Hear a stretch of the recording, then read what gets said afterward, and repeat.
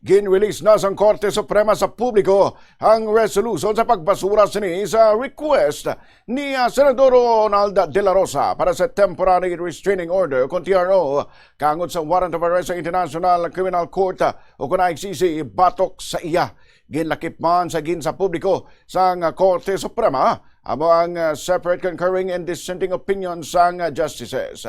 Sang nagligad nga semana, ginpahibalong nga 951 ang boto nga nag-deny sang ginpangabay ni De La Rosa nga temporary restraining order o kung TRO kagang request sa deklarasyon sa status quo anti-order. Ang nagboto agad nga ibasurang request ni De La Rosa amo sanday Chief Justice Alexander Esmundo, Senior Associate Justice Marvic M.V.F. Leonen, kag Associate Justices Alfredo Benjamin Caguiwa, Rodel Zalameda, Samuel Gaerlan, Joseph Lopez, Jose Midas Marquez, Filomena Singh kag Raul Villanueva. Ang nagboto naman pabor sa gina-request ni De La Rosa amo sanday Associate Justices Ramon Paul Hernando, Ami Lazaro Javier, Henry Jane Pauline Ting, Ricardo Rosario kag Antonio Cod Jr. Ang isa naman nga nagkaliva mo si Associate Justice Japar Dimampao.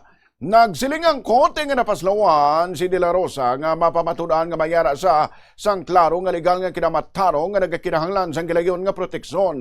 Nakita naman sang korte nga wala sang dako nga paglapas sa iya mga kinamatarong kag wala man sang insigida nga pagkinahanglan para sa provisional relief.